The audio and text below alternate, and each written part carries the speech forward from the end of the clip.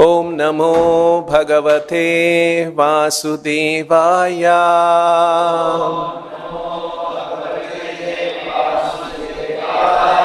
Reading from Srimad Bhagavatam, Canto 5, Chapter 5, text number 15. Putram Shashishyam Chandrupor Gururvam Malloka Kamo Madanugraharthaha Ittam Vimanyuranushishyadatagnan Nayojayet Karma Sukarma Mudhan Kam yojayan manujortham labhetha Nipatayan nashtadrisham hi garte.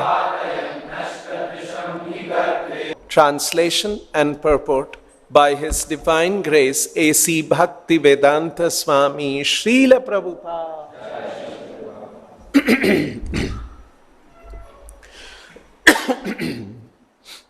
If one is serious about going back home, back to Godhead, he must consider the mercy of the Supreme Personality of Godhead, the summum bonum and chief aim of life. If he is a father instructing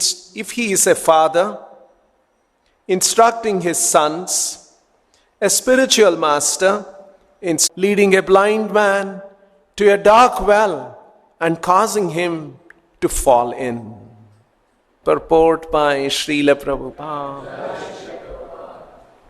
It is stated in Bhagavad Gita 3.26, Na buddhi bhedam janayet agnanam karma sanginam joshayet sarva karmani vidvan yukthas samacharan.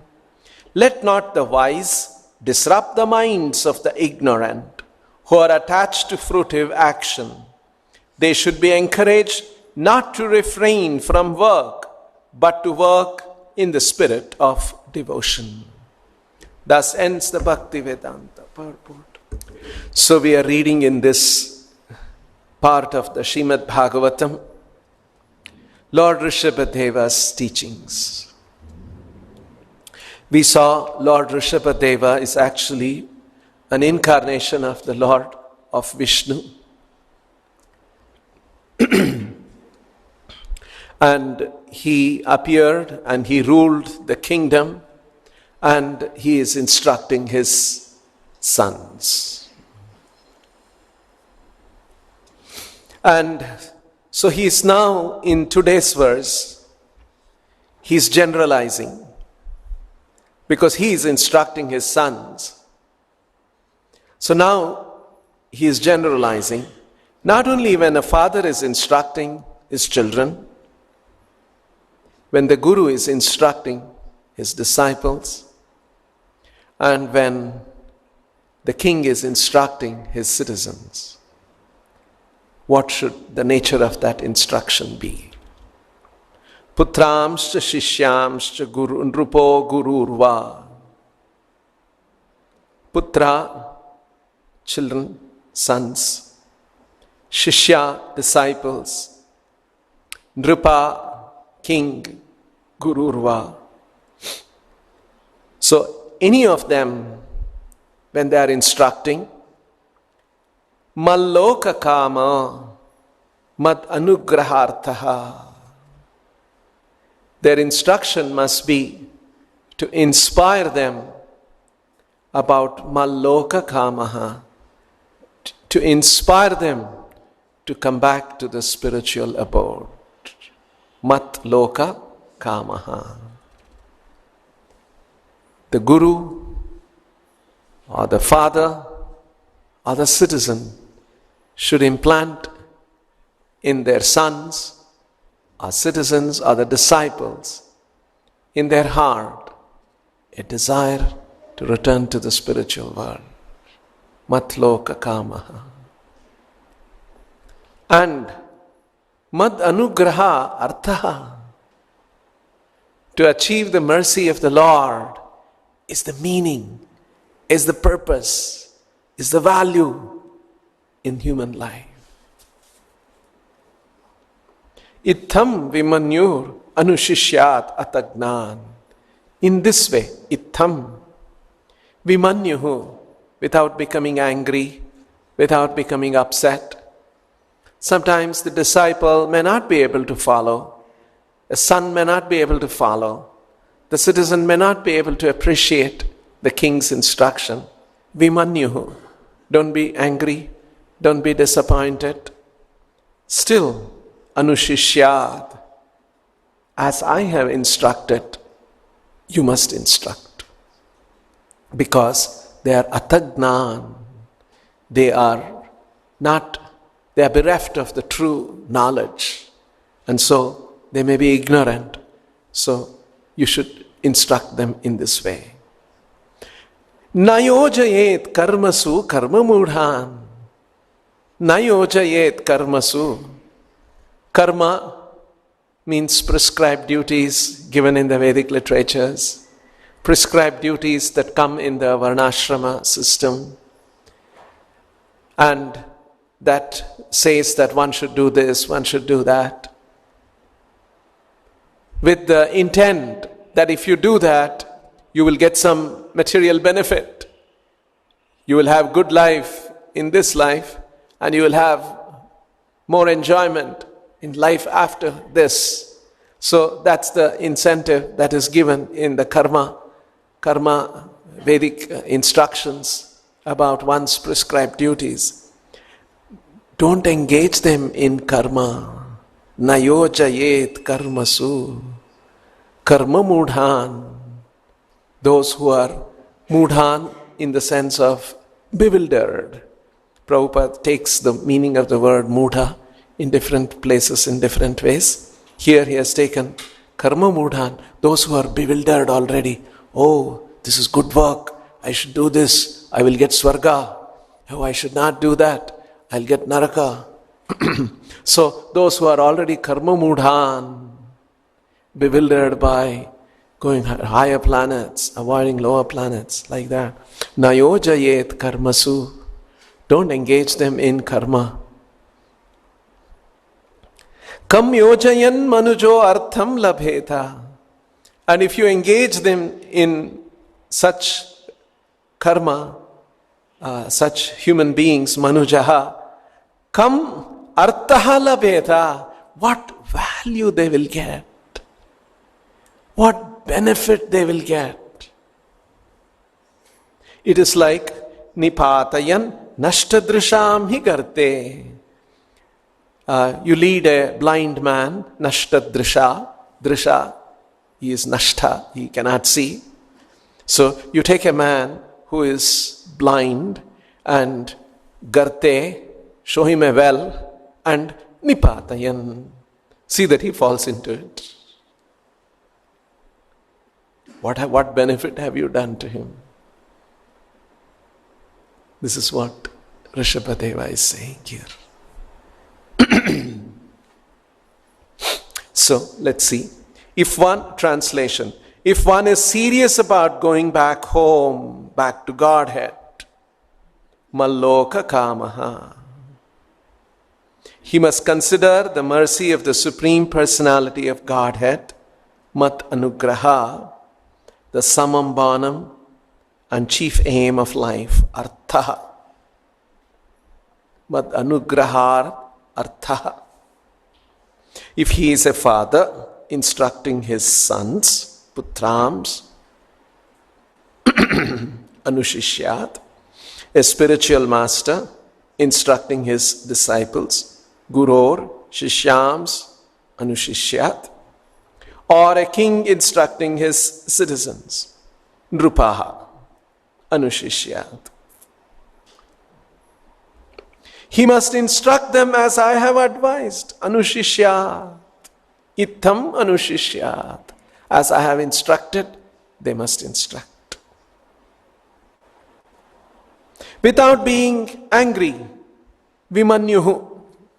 Manyuhu is anger. Vimanyuhu. He should continue giving instructions even if his disciple, son or citizen is sometimes unable to follow his order. Atagnan anushishyat. Even if he is ignorant, not able to follow, you continue to instruct them. Ignorant people who engage in pious and impious activities, karma mudhan, should be engaged in devotional service by all means. They should always avoid fruitive activity. Nayojayed karmasu. Karmasu nayojayed. If one puts into bondage of karmic activity,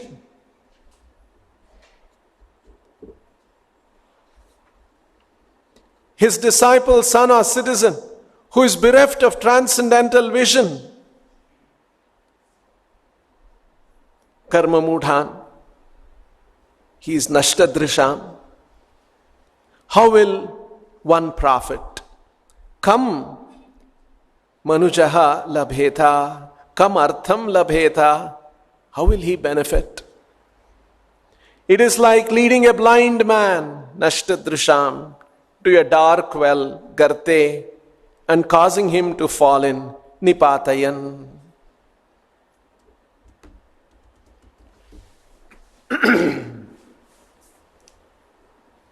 So, these are some of the instructions that we see in today's verse.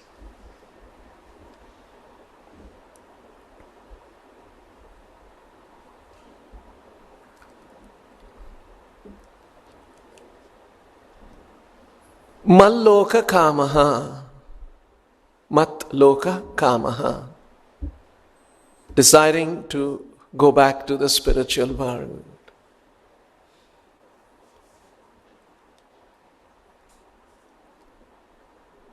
This is actually the message of the Bhagavad Gita.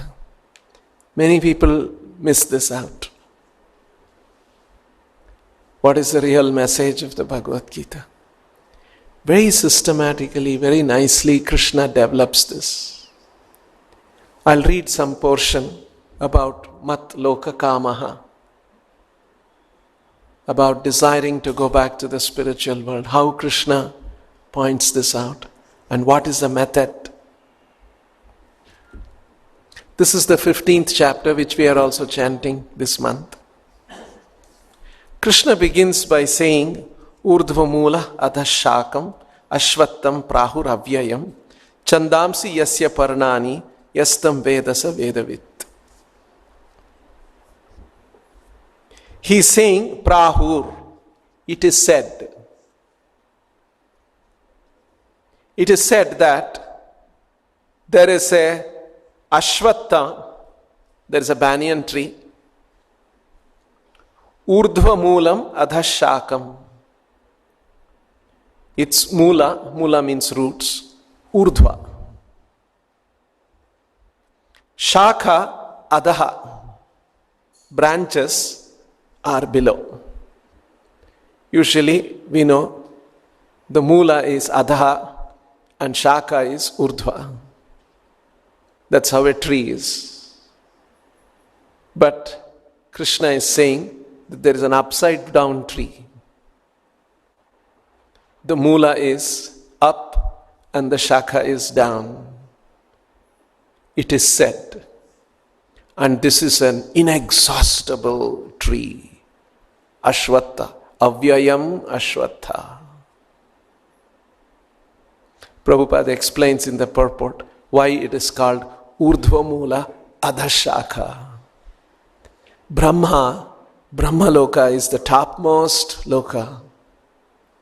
This whole material existence is compared to this Ashvatha tree, and it is coming from Brahma. The Mula is Urdhva.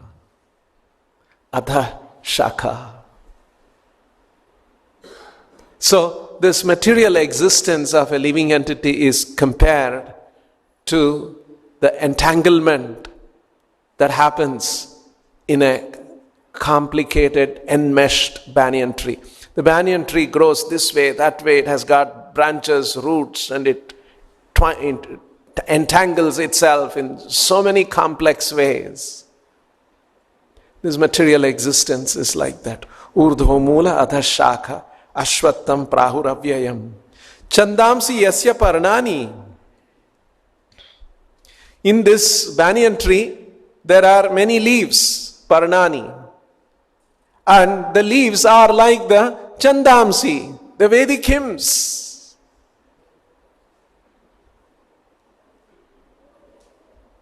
Yastam Veda, one who understands this Ashvatta Veda, Ashvattam Veda, sa Vedavit. He is one who has understood the purpose of the Vedas. One who understands this Ashvatta knows the Vedas, the Vedic literatures. This is how Krishna has begun in this first verse of this chapter. Next, Krishna says, Adhascha urdhvam prasrutas tasya shaka. Its shaka is not only going down, it's also going up. The branches are going up, they're going down. Adhascha urdhvam prasrutas tasya shaka. Its branches, prasrutaha, it is extending up and down. Guna pravriddaha, and these branches are nourished, pravriddaha, by the modes of nature. Vishaya pravalaha, and there are twigs, green shoots, pravalaha, and they are the Vishaya, objects of the senses, for which the living entity is running after. Adhascha mulani anusantatani. This way, its roots are also anusantatani, they are also extending. Karma anubandhini manushya loke. And this shoots and the root, the branches and the shoot, are anusantatani manushya loke. It is spread in the human society. So Krishna is talking about some Ashvatta, and he is saying it is spread in our society, in the human society. It has got branches up, down, it has got roots up and down, and it is prasritaha, it is spread everywhere. Next. Na rupam asyeha tatopalabhyate. Asya rupam iha na upalabhyate. This Ashvattha tree, its real form cannot be understood here. The real form of this tree cannot be perceived in this world. It is bewildering. We will not see it this way. We will see it like, oh, this is a very enjoyable world. I just have to work a little hard and I can enjoy this world. It appears like that. So you really cannot make out it's actually entangling. Nanto nachadhir nacha sampratishta. And where it is beginning, where it is ending, you cannot make out. It's spreading everywhere in the human society. Ashvattamenam suvirudha moolam. And this Ashvatta is firmly rooted. And then, now Krishna says, asanga shastrena dhrudhena chitva. Now, you should take a weapon and you should cut this tree. And what is that weapon? The weapon of detachment. Asanga shastrena dhrudhena chitva. And then what should we do? Tatah padam tat parimargitavyam. Yasmin gatana nivartanti bhuyaha. And we should parimargitavyam. We should search out in this world. Where is that padam? that position, that we should search that position. Yasmin gata na nivartante bhuyaha. That position, if we achieve, we will never come back. We will never fall down to this material world. We should search out. Tata padam tat parimargitavyam. In the human society, we must be searching after that position by which once we achieve that, we will never fall into this material world. Yasmin gata na nivartanti bhuyaha. Tameva chadyam purusham prapadhye. And to that, and one should surrender to that person. Purusham prapadhye. Prapatti is to surrender. One should search out and surrender to that person. Yatha pravrutti prasrutha purani. From whom all of this has actually come about. This material existence has come about. I'll read the translation. The real form of this tree cannot be perceived in this world. No one can understand where it ends, where it begins, and where its foundation is. But with determination, one must cut down this tree with the weapon of detachment. So doing, one must seek that place from which, having once gone, one never returns, and there surrender to that Supreme Personality of Godhead, from whom everything has begun, and in whom everything is abiding since time immemorial. Prasrutha Purani, from Purani, from since immemorial, time immemorial, it is Tameva Chadyam Purusham Prapadhye. Tameva Chadyam Yatha Pravruttaha Prasrutha Purani. It has come from him, it is spreading, and it is sustained by him, and to that person one should surrender. So, having said this, Krishna has spoken here, Purusham Prapadhye. One should surrender. And in the next verse, Krishna begins to say, Nirmana moha jita sango dosha adhyatma nitya vinivritta kamaha dvandvair vimukta sukha dukkha sangnair gachyantya mudha padamavyayam tat. How to go to that? He is describing.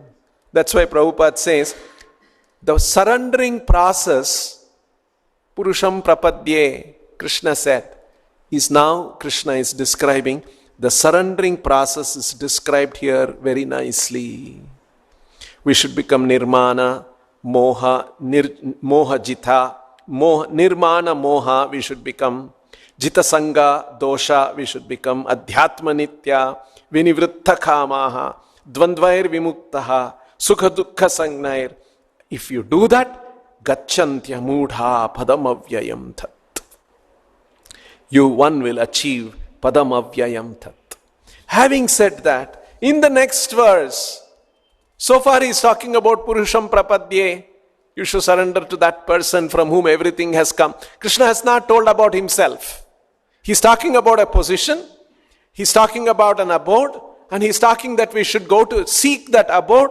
And we should surrender to that Purusham from whom everything has come.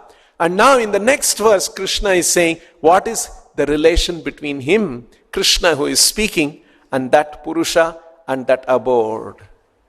Na tad bhasayate suryo na shashanko na pavakaha.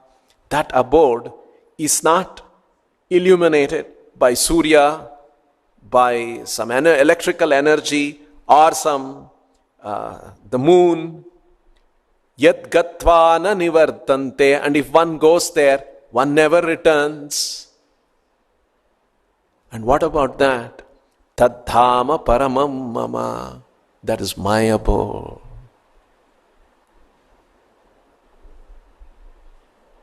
You see?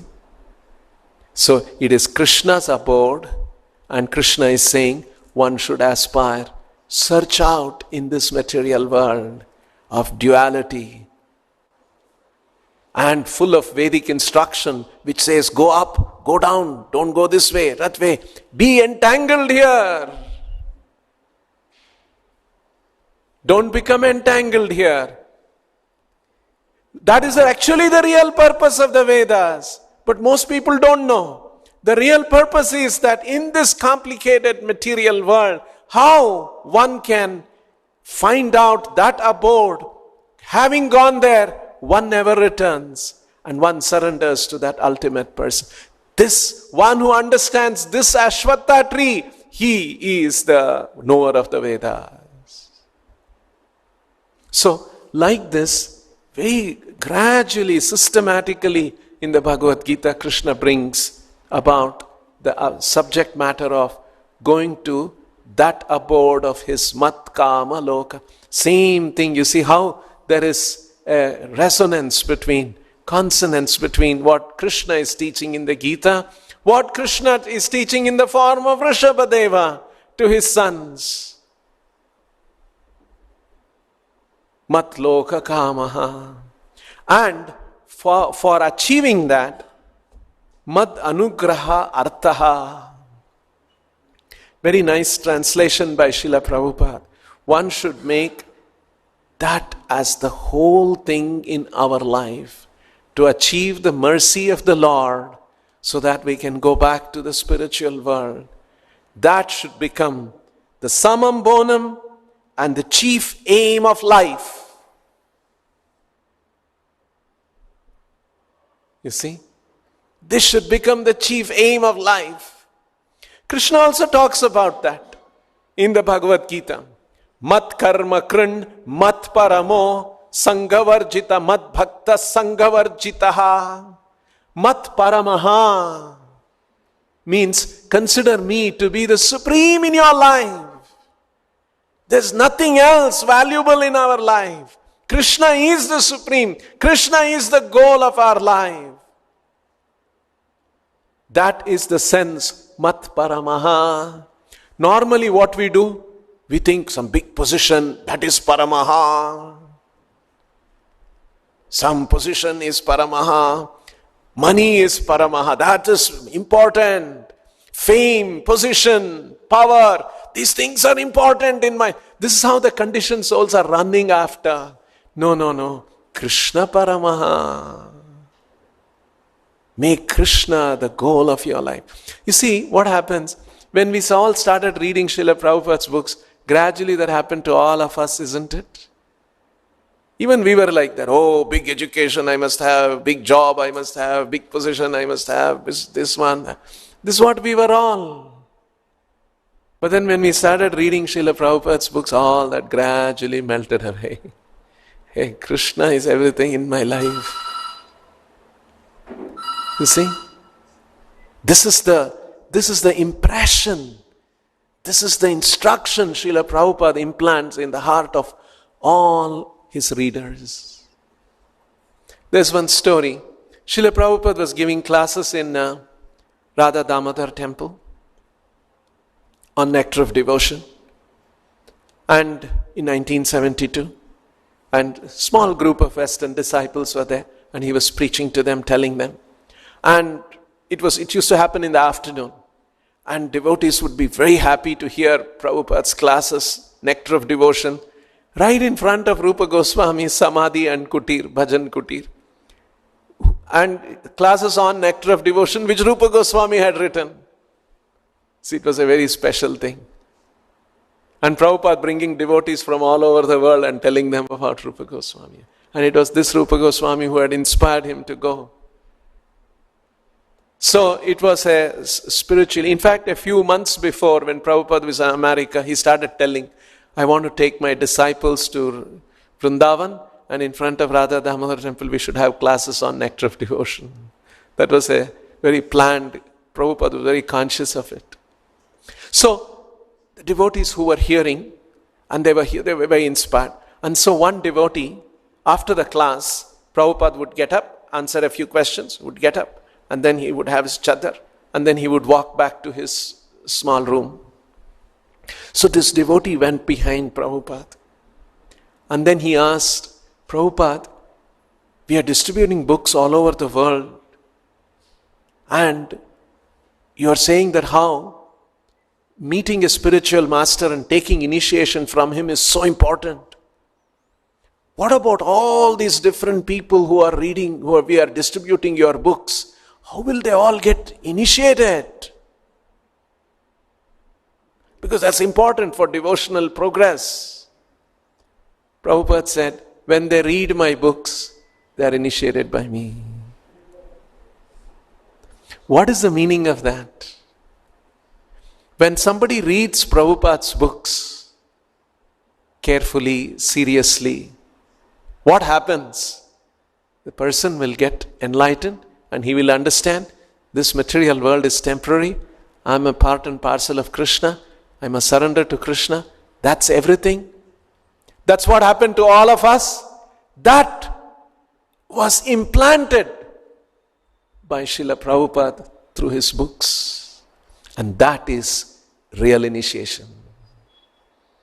That's what Prabhupada said when Prabhupada met Bhaktisiddhanta Saraswati Thakur in 1922. He had all these ideas, freedom movement and this, all these things. That's most important. Then when he heard from Bhaktisiddhanta Saraswati Thakur, no, the most important thing is to spread the message of Krishna all over the world.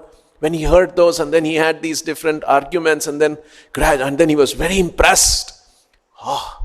This person, he knows this knowledge so well. This is the right thing. He got that impression and he said, that was my real initiation. See, to get that impression, who is Krishna? What is this life about? I must go back to Godhead. That's the important thing. To get that impression, that was my real initiation. However, in 19, I had to move out of Calcutta. I went to Ahmedabad, Allahabad, and then I got so many other different places. And then I missed meeting them. And then in 1933, I got formally initiated. But my real initiation was in 1922, he says. That is why Prabhupada says, your determination is the real initiation. My touch is a formality. So when we were reading books, Prabhupada's books, when we felt inspired, when we heard about all these things from devotees, then we felt, yes, that impression was coming. That was actually being made. That was happening by Srila Prabhupada's working. Through his books, through his institution, through the program he has created, touching the conditioned soul's heart. And that's why Prabhupada says, simply by reading my books, they will be initiated. Because that impression is implanted. Mat Paramaha, Krishna is supreme in my life. Mad Loka Kama, I should desire to go back to Godhead. Mad Anugraha Arthaha, to get Krishna's mercy. That is everything in life. You see how this is how it is working. So, what Rishabhadeva was implanting in his son's heart thousands of years ago, or probably millions of years ago, the same message Krishna is presenting in the Bhagavad Gita 5,000 years ago.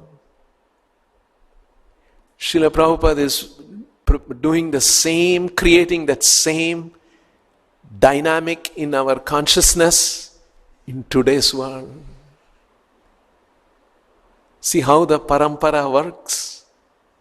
That's why coming in the parampara means envelope as it is being passed on to us. This is the mysticism of the parampara system. It's mystical. It works in this way. So Prabhupada says, we must speak this Krishna conscious philosophy with proper conviction, proper understanding, with purity, and Krishna will arrange sincere souls to come and hear this. And Prabhupada says, when he was talking, they were all sincere devotees. They were all seeking. Actually, if you see some of the lives of these Western devotees who came in touch with Srila Prabhupada, they were all genuinely seeking. What is life? What is this material life? What is this materialism? You're fed up of this. So this is what is happening in the hearts between the spiritual master and a sincere disciple. And an important thing here is, there are certain things that are very, very special about Chaitanya Sampradaya. Not many people know these things. Krishna says, Dharma samsthapanarthaya sambhavami yuge yuge. I come to this world to establish Dharma. And towards the end of the Bhagavad Gita, Sarva Dharman Parityajya Mamekam Sharanam Vraja, Krishna is saying. Once somebody came and met me in the temple, long ago. And he said, I found one mistake in Bhagavad Gita. I was shocked. I said, what is this? Some crazy thing he is saying. Then he said, see, Krishna says, Sarva Dharman Parityajya Mamekam Sharanam. Krishna should have said, Sarva Adharman Parityajya Mamekam Sharanam Vraja. That's what we would normally expect. You should give up adharma and surrender to me. Krishna is saying, give up dharma and surrender to me. That is because dharma here, that is referring to all the different religious principles that are given in the Vedic literatures, which gradually helps a person to move up slowly, slowly, slowly. Krishna's method that he wants to present in the Bhagavad Gita is that slow method through all the karma kanda process. Going through karma, that's too slow. For Kali Yuga, it is not possible. The ignorance is too much. The debilitating factors are too much in Kali Yuga. There's nothing encouraging us for spiritual life in Kali Yuga. You see the whole world, it's all about material progress, material sense gratification. It's not easy. So, Chaitanya Mahaprabhu points out, yes, there is an alternate method that Krishna is teaching. That's why if you read the 12th chapter Bhagavad Gita, in the 12.12, where Krishna is saying, if you can't do this, do this. If you can't do this, do this. If you can't do this. That finally he says, Prabhupada writes in the purport, there are two methods to go to Krishna. One is a difficult process. Kleshadikatharastesham avyakta sakta chetasam. One is a difficult process. There's another one is an easy process. Now you can decide which one you want to do. I would recommend you go to the easy process. That's what Krishna is saying. You go through all this dharma, that's a very slow process. Sarva dharman parityajya mamekam sharanam vraja. This is a quick process. This is what Krishna is doing in the Gita. This is what the Bhagavatam is saying. Don't instruct them in all these karma, all these things. They're already nashtadrisha. You're leading them to a well and making them fall down. So the Bhagavatam's method, the Bhagavatam's message, the Gita's message, Krishna's message, which was pointed out by Chaitanya Mahaprabhu, Anya Bilashita Shunyam Jnana Karma Dhyanavrutam. Suppose you get an award and you have to go and collect the award from the Prime Minister or the President of the country. You have to go to Delhi. Usually when you get these awards, they'll send a message and they'll send, please you come and you can, your travel, everything will be reimbursed. Your travel, stay, because it's a very big award. You've been selected in the country. Right? So what you will do, you'll try to take the flight and go to Delhi. Isn't it? Of course, there's another way you can go to Delhi. You can go in a bullock cart. It'll just take about 45 days, maybe 50 days it'll take. Kleshodikatarastesham. It will be a lot of difficulties will be there. Bullock cart, it is slow. Your back will be broken by the time you go, all these things. But it is okay. You can still reach Delhi. Now you can choose whether you can go by flight or you can go by bullock cart. It's like that. This avyakta sakta chetasam, the doing meditation, acquiring knowledge, getting Brahman realization, then meditation, Paramatma realization, and then Bhagavan. It's a slow process. The other process is to come in touch with a pure devotee, surrender to him. He will teach you how to surrender to Krishna. This is a quick process.